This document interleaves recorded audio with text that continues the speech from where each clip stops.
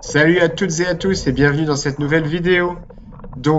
Pour cette vidéo, on a été dans le Finistère Nord, donc au-dessus du 48e parallèle, avec mon père, et le bateau. Et on a pu aller chasser du coup le long des falaises on a privilégié les têtes de roche. Donc là, je suis en train d'être sur le fond d'une tête de roche par 10 mètres d'eau, on va dire. Il y a quelques araignées. Mais c'est pas ça qui m'intéresse. Vous voyez, il y a quelques dorades en arrière-plan, donc j'essaye de faire des appels. Et puis juste après les dorades, un autre poisson va arriver que je vais tirer. Et ça commence très bien pour cette sortie mi-descendante. Donc c'est un endroit que je connaissais pas particulièrement, mais je connais les zones de courant. Et les zones de courant, je sais que ça donne toujours du poisson. Alors là, j'ai eu un petit souci, vous voyez, ça sert le moulinet, voilà, ça sert dans ces cas-là. Donc en fait, je suis en plein dans le courant et le poisson s'est bloqué ou la flèche s'est bloquée.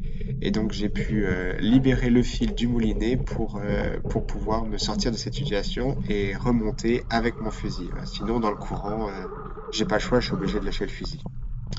Et donc là, je suis en train d'aller me protéger derrière la tête de roche pour reprendre mon souffle et aller débloquer ma flèche en suivant le fil. Et heureusement, le poisson a dû se débattre. Donc c'était un joli sard.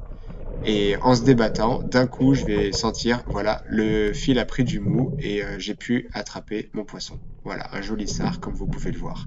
Et j'ai eu de la chance. C'est un petit peu le revers de la médaille avec les flèches, avec double ardillon, c'est que ça se coince plus souvent, mais on a moins de pertes de poissons. Donc, il y a du pour et il y a du contre. Et un peu plus loin, ben voilà, j'étais sur les fonds de cette tête de roche, donc à l'abri du courant, et je vois qu'il y avait des dorades. Il y avait des dorades grises un petit peu partout sur ce coin-là, c'est tout le temps les zones de courant. Il y a souvent des dorades là-dedans, et donc je vais aller tirer une jolie dorade grise. Donc c'est très sympa les dorades grises comme poisson, c'est un bon poisson à manger, et puis comme il y en a régulièrement près ou dans les zones de courant, on peut rapidement faire une pêche grâce à ce poisson. Et puis moi j'aime bien faire des pêches variées, j'hésite pas à en prélever. Voici ma dorade, alors c'est un peu plus petit que les sards, mais ça reste une dorade respectable, hein, c'est plus de 30 centimètres. Donc la maille de la dorade grise est à 23 centimètres, celle du sard est à 25 centimètres. Je vous encourage à sélectionner des poissons d'au moins 30 centimètres, franchement, sinon c'est un peu petit quand même. Et sur une énième descente, donc là vous voyez il y a un peu plus de courant, hein. Je passe les laminaires, encore du courant, et c'est là, voilà. Maintenant j'aime bien évoluer dans ce type d'environnement, et il y a souvent du poisson. Donc on voit qu'il y a des vieilles qui naviguent. C'est marrant parce qu'on dirait que le courant ça leur fait rien. Et puis au loin, vous voyez, il y a plein des nuages entiers de dorades. Alors pareil, je suis à la recherche d'un poisson un peu plus gros que les autres. Mais lors de cette apnée, beaucoup de poissons, mais pas des gros. Donc je vais décider de remonter. Surtout que le courant m'a mis un peu la misère, puisque c'est aussi ça le revers de la médaille. On peut avoir des bonnes palmes et être sûr de sa nage. Dans le courant, il y a du poisson, mais ça consomme beaucoup d'énergie. Et donc un peu plus loin, vous voyez, là j'étais en train de prendre mon air, je suis vraiment collé à la roche, mais j'étais collé, hein. Donc j'avais de la chance, pas trop de houle, je suis collé à la roche pour que le courant m'embête pas du tout. Et ensuite je descends et sous l'eau je vais m'exposer au courant. Et donc c'est ça qui est important, c'est de toujours avoir une zone pour pouvoir récupérer. Hein, important d'avoir c'est un peu une zone de sécurité. On sait que si on arrive à se placer derrière le caillou, on peut récupérer tranquillement notre souffle pour pouvoir aller chasser. Et donc là, je m'expose petit à petit et je vois au loin un sard. Un très gros sard qui se décolle de la roche. Donc on l'a à peine aperçu, hein. J'ai fait un tir quasi réflexe, mais voilà, je l'ai extirpé très vite de la roche pour pas qu'il se prenne et je sors un joli sard. Voilà, un deuxième. Celui-là, il faisait quasiment 50 centimètres. Donc c'était un très beau poisson, un très gros poisson. Et j'étais déjà très content de ma pêche avec 3 poissons à la ceinture. Et donc un peu plus loin, c'était une nouvelle tête de roche là, hein. Une nouvelle tête, donc je fais côté gauche, côté droit, hein. Souvent les poissons sont à un des deux, ou les deux si on a un coup de bol. Donc là j'étais côté droit de la roche, je descends, le courant il vient de la droite pour aller vers la gauche, et là je suis dans une zone un petit peu de contre-courant, assez calme, hein. C'est mes premières apnées, je découvre la tête. et je vois qu'au loin, il y a des dorades, des mulets qui passent. Donc là, je vais être patient. Un autre mulet qui passe. Ça sent bon, hein. Quand on a le combo dorade-mulet, ça sent bon, faut être patient, faut attendre. Et il y a un bar qui est passé.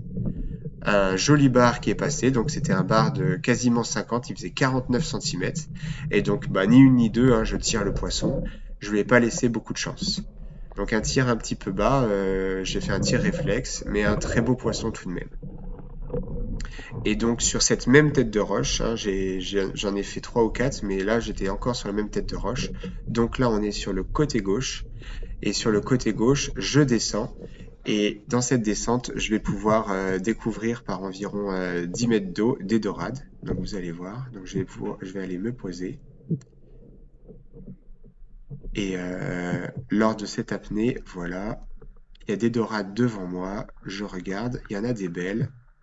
Je vais en sélectionner une, et puis je vais pouvoir remonter avec une autre dorade. Donc il faut être patient là aussi, parce que très souvent les plus grosses, elles restent en arrière-plan, et il faut vraiment attendre pour qu'elles arrivent, hein. Les petites, elles sont pas farouches, hein, elles viennent vite à portée de tir. C'est les grosses qui vont venir après. Voilà, on la voyait à peine, hein. Donc moi c'est vrai que j'ai tendance à faire des tirs lointains quand j'ai l'occasion, hein. J'ai un bon fusil qui tire droit et je m'en sors assez bien. Et donc voilà une autre dorade.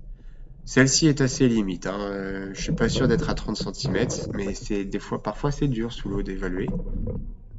Mais en général j'essaye de faire au moins 30 cm pour une dorade. Et donc pour cette apnée-là, donc je suis toujours côté gauche de ma tête de roche. Je descends, donc je vais descendre sur à peu près 10 mètres de fond.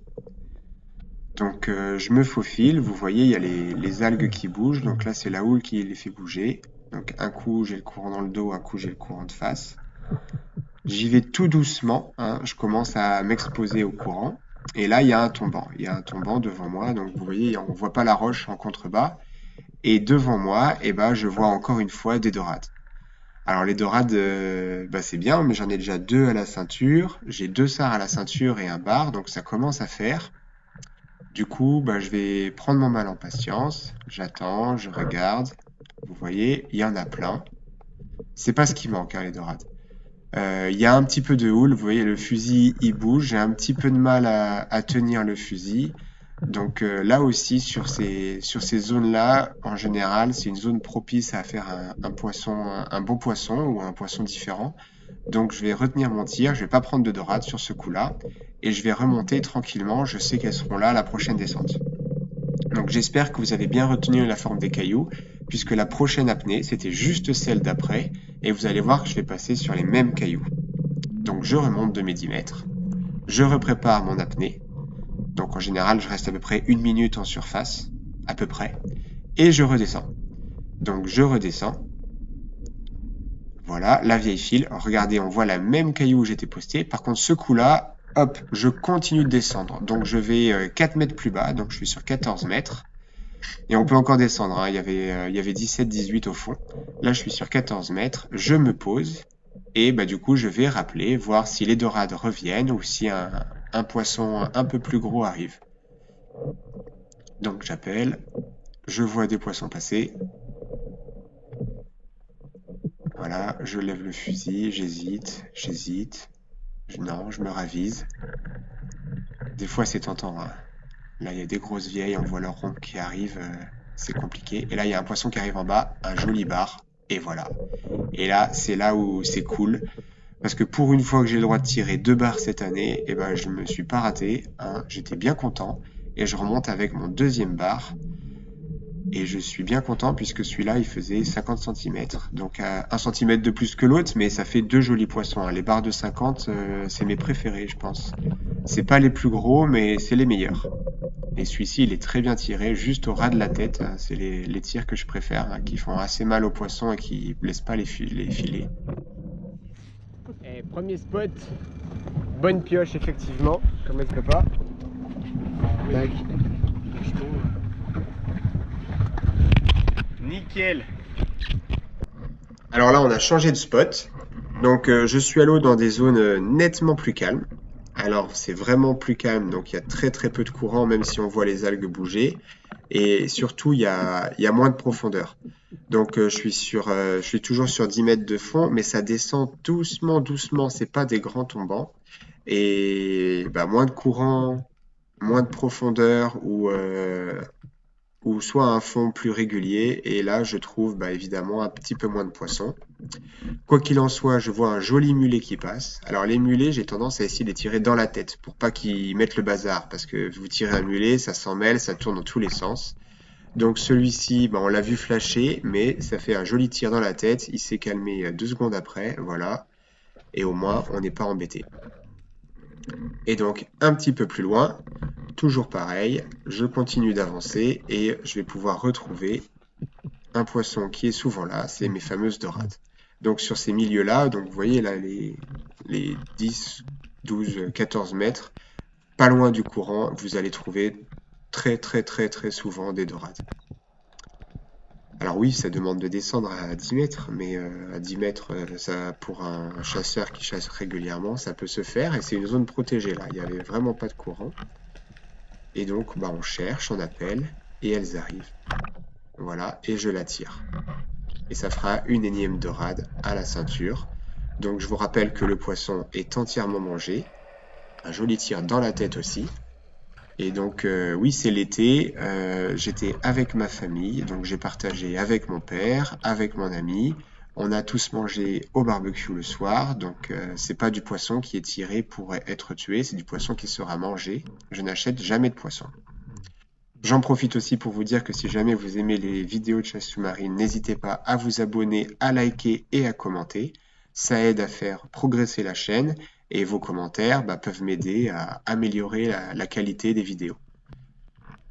Quoi qu'il en soit, on continue sur une nouvelle descente. Donc là, je suis en train de prospecter aussi. Donc c'est des zones que je découvre, hein. J'ai fait beaucoup d'indiennes. Et la dorade, ou la vieille qui me fait face là, c'est des poissons qui viennent très bien à l'indienne. Donc on fait des petites indiennes en fait. Et on continue de faire d'avancer ou de se cacher. On fait des petits agachons. Et voilà, je tue vite mon poisson et ça fera un des derniers poissons à la ceinture. Et voilà.